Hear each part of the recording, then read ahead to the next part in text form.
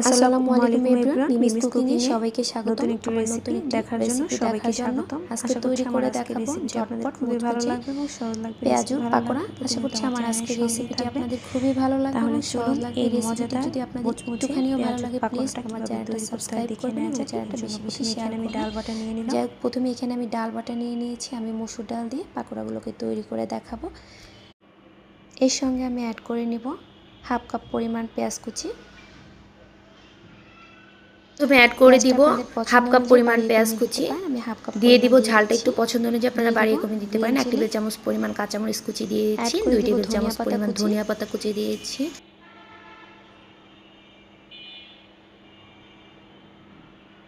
দিয়ে দিব রসুন বাটা 1 চা চামচ, অ্যাড করে দিব ধনিয়ার গুঁড়ো আর হলুদের গুঁড়ো 1/4 টিস্পুন পরিমাণ ধনিয়ার গুঁড়ো, হলুদের গুঁড়ো আর 1 চা চামচ পরিমাণ ধনিয়ার গুঁড়ো, 1 চা চামচ পরিমাণ টালা জিরার গুঁড়ো অ্যাড করে নিচ্ছি।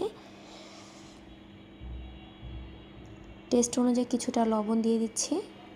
এখন সব কিছু খুব ভালোভাবে একসঙ্গে মিশিয়ে নিলেই কিন্তু ডালের এই মজাদার মুচমুচে পাকোড়াটা তৈরি হয়ে যাবে। প্লিজ আমার ভিডিওটা যদি একটুখানি আপনাদের ভালো লাগে প্লিজ লাইক, কমেন্টস এবং বেশি বেশি শেয়ার করবেন। এরকম নিত্য নতুন রেসিপি পেতে আমার চ্যানেলের সঙ্গেই থাকবেন। তো খুব ভালোভাবে একসঙ্গে সব কিছু মাখিয়ে এখন এগুলোকে আমি ফ্রাই করে নিব। রমজান মাসে সবাই কিছু কম বেশি ভাজা পোড়া খান, এভাবে ট্রাই করতে পারেন। তো পাকোড়াগুলোকে আমি বানিয়ে নিচ্ছি, দেখতে পাচ্ছেন ঠিক কীভাবে বানিয়ে নিচ্ছি।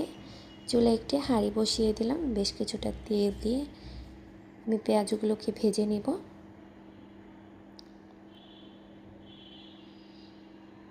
তো আমি সবগুলো পেঁয়াজু দিয়ে দিচ্ছি।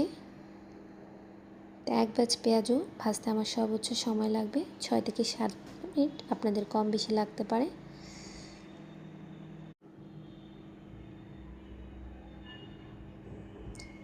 তো একটা সাইড হয়ে গেলে উল্টিয়ে পাল্টিয়ে সুন্দর একটা কালার আসা পর্যন্ত ভেজে নিব।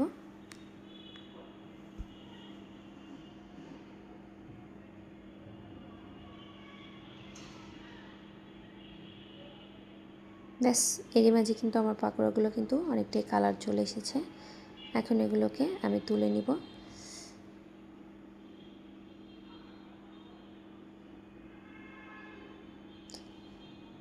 তো একটা সার্ভিং প্লেটে সার্ভ করে নেব। তো আমার আজকের পাকোড়া কেমন হয়েছে অবশ্যই কমেন্ট সেকশনে কমেন্টস করে জানাবেন। ভালো লাগলে লাইক, কমেন্টস এবং শেয়ার করতে কিন্তু একদমই ভুলবেন না। চ্যানেলটা সাবস্ক্রাইব করে কিন্তু পাশেই থাকবেন। আল্লাহ হাফেজ।